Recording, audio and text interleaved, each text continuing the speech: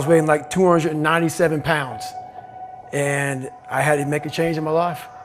You know, I was at an all-time low, and I wasn't going anywhere, and I was exactly what everybody said I was going to be, which was nothing. This man is a self-made beast. Widely considered to be the toughest man on the planet and one of the greatest endurance athletes of all time. I was just an insecure, scared kid. And the only way I could find myself was to put myself through the worst thing possible. He's the only member of the U.S. Armed Forces to complete SEAL training, the U.S. Army Ranger School, and the Air Force Tactical Air Controller training. He's completed the infamous Destroyer of Men known as Hell Week 3 times, including 2 in a single year, and one that he started and finished with multiple stress fractures and a hernia. No one was here to help me. And the feeling I had every morning, I started shaving my head when I was 16 years old. And the feeling I had every morning, I looked in the mirror, was horrible. And I didn't want to feel like that anymore. And how I felt was a kid going nowhere, a kid that was scared. And most kids will accept that and look for help. But the best thing that happened to me, no one helped me. He served in combat in Iraq, was the bodyguard for the Iraqi Prime Minister. He once held the Guinness World Record for most pull-ups in 24 hours at 4,030. No one felt sorry for me. No one looked at me and said, like this day and age, they'll take you in and they'll tell everybody, stop picking on this person. Back then, they didn't care. I had to build calluses in my brain the same way I built calluses on my hands. So I broke the Guinness Book of World Records for pull-ups a long time ago, but I failed at it twice. And I did 67,000 pull-ups in trying to break this record. So to do 4,030 pull-ups, I had to do 67,000 for training for that. He's run eight consecutive 100-mile races over 8 back-to-back weekends. He ran over 7,000 miles in a single year, and that is the equivalent of running 267 marathons. I saw myself as the weakest person God ever created. He had to have a goal. My goal was the only person that's going to turn this person around is me. The only way I can turn it around is put myself through the worst things possible a human being can ever endure. And that'd be the only way that I can build this brain to handle anything that comes in front of it, callousing my mind through pain and suffering.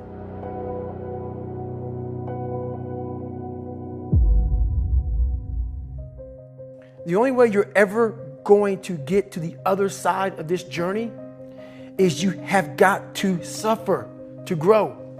To grow, you must suffer. I'm afraid of my shadow. How can I overcome that? Go in the military, get your ass kicked, do things you hate to do, be uncomfortable every day of your life. Roger that. I'm not the smartest kid in the world. Okay. Instead of somebody saying, oh no, you're smart. No, don't say that to yourself. I said to myself, no, I'm a dumb motherfucker. Okay, roger that. How do you get smarter? Educate yourself. So the things that we run from the truth. We're running from the truth, man. So the only way I became successful was going towards the truth. As painful and as brutal as it is, it changed me. It allowed me to become, in my own right, who I am today. If you can, for the rest of your life, live inside of yourself, stop listening to people who are calling you fat, gay, transsexual. Everything that is makes no sense. All these insecure people putting their insecurities on you, you gotta flush it out. You gotta just be whoever the hell God or whatever the hell you believe in. If you believe in nothing but yourself, I don't care what it is. You gotta take everything and throw it away. You have to believe in one thing, and that is yourself. Self-talk and visualization are the 2 keys to my success. Search your soul, search your mind, search your abilities, and you'll find it. But if you're not looking for it, you won't find it. So you gotta go start your journey. And the journey starts with you finding, why the hell am I here on this planet Earth? Why am I here? And if you don't know that, you will live the rest of your life searching always asking the question, why? I use the hurt you're trying to put on me, I flip it upside down and use it. You trying to use it for kryptonite? No, it's power pillars for me. I'm using it for strength. I just flip negative into positive, that's all it is. You might be called some Jewish word or some gay word. It's okay. Let them call you that. What are you going to do now? They don't own your life. How are you going to control that now? How are you going to flip it upside down and say, Roger that, now I'm going to harness this shit and you'll read about me years from now? How? That's the question. How are you going to do that? Thicken your skin. Become more of a human being. Don't be afraid of the reflection in the mirror, because that's all you can be afraid of. Once you overcome the reflection in the mirror, you've done it. It's so easy to be great nowadays, because everybody else is, most people are weak. This is a softened generation. So if you have any mental toughness, any ability, if you have any fraction of self-discipline, the ability to not want to do it but still do it. People have a hard thing understand. I hate to run. And what makes me so crazy, it doesn't anymore, is people go, well, why do you run if you hate it? What are you talking about? I don't want to take showers and eat either. I hate that too. That's life, man. It wasn't until I changed that mentality that I became somebody. I hated going to school, so guess what? I was dumb as shit. But if you can get through to doing things that you hate to do, on the other side is greatness. That's what people don't understand. By me running, I am callous in my mind. I'm not training for a race. I'm training for life. I'm training for the time when I get that 2 o'clock in the morning call that my mom is dead or something happens tragic in life. I don't fall apart. I'm training my mind and my body and my spirit so it's all one, so I can handle what life is going to throw at me. Because the life I've lived, it throws a whole bunch at you. And if you're not physically and mentally prepared for that, you're just going to crumble and you're good for nobody. So the accountability mirror is something that I kind of came up with in high school. Like I said, I started shaving my head when I was 16. And I got caught up in trying to impress so many people because no one liked me. So I developed so many different identities. Let me sag my pants. Let me pull my pants up. Let me talk this way or act this way or be this way or whatever the hell it may be. God, dog, there's so many different things I did to try to fit in with so many different groups that when you look in the mirror, that's the one person you can't lie to. So every morning I would shave my head thinking, God, I would reflect back on some of the lies I may have told somebody or some of the ways I acted that I didn't feel comfortable doing. And I did it to impress other normal people. The key word there is normal, everyday people. I was trying to make other people like me. How pathetic is that? So this mirror would always tell me, my reflection would say, God, you are a pathetic man. How does that feel every day to be this way? So I would just start having myself accountable. How did I attack today? How did I attack yesterday? And if I didn't do something I was proud of, I would write down a sticky note and I would fix it. So then my senior year in high school, it was a totally different David Goggins. What brings me joy and happiness is knowing how beautiful the mind is. And I'm one of the few people that didn't read about it, didn't experience it through some drug. I got to experience the beauty of true fucking willpower. If you don't know who you are, I can't tell you who you are. We are all great. No matter if you think you're dumb, no matter if you think you're fat, no matter if you are fat, no matter if you've been bullied, or no matter if you just got back from Iraq or Afghanistan and you have no legs or your arms or whatever, man. We all have greatness. You gotta find the courage. You gotta find the courage to put your Bose headphones on and silence the noise out of this world and to find it. And to find it because it's out there, but it's gonna take hard work, courage, self-discipline. It's gonna take all the non-cognitive skills. all the non-cognitive skills to be great. You know, smart is good, all this stuff is good. That's all cognitive.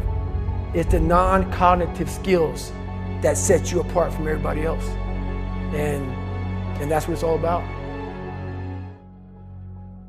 Talk to me about what it takes to be on one side of a door in Iraq or anywhere, knowing on the other side of the door, people who are not afraid of you, they're ready for you to come in, and they have guns, and you still have to breach that door. That's a great question. That's a very scary situation when you are on one side of the door and your mind is racing, because on the other side of that door, it could be no one. It could be 4 guys with 4 AK-47s. That door you're about to open could be booby-trapped. So once you open it, boom, your legs are gone. So there's 1,000 things you think about when you're the first guy, second guy, third guy, getting ready to go in a room and flood it. And that's why I talk about the warrior mentality. And that's why so many people are lost when I start talking. You have the right. You're lucky that you don't have to think like warriors think. You're very privileged. I chose this world to be a warrior. And I would choose it again if I came back to this world. But the mentality of a warrior is very different than normal mentality. You must be that person on that door, get ready to open it, thinking to yourself, if I die, so be it. The only way you can go in that door is knowing there's a great chance you're gonna die. It's like being a SEAL, you train with live ammo. You jump out of an airplane, everything you do, you could die. So to be a warrior, why people don't understand me, I'm glad you don't understand me. Merry Christmas, good on you. Because being a warrior takes a whole different mindset. A whole different mindset to know that there's a great chance I may not be in the military. Like I was in for 21 years. I'm lucky. I'm very lucky that I'm alive, able to talk to you, able to still run. But when you sign up on that dotted line to be like a SEAL, your mentality changes. I may not live. You gotta accept that. And that's the mentality you have.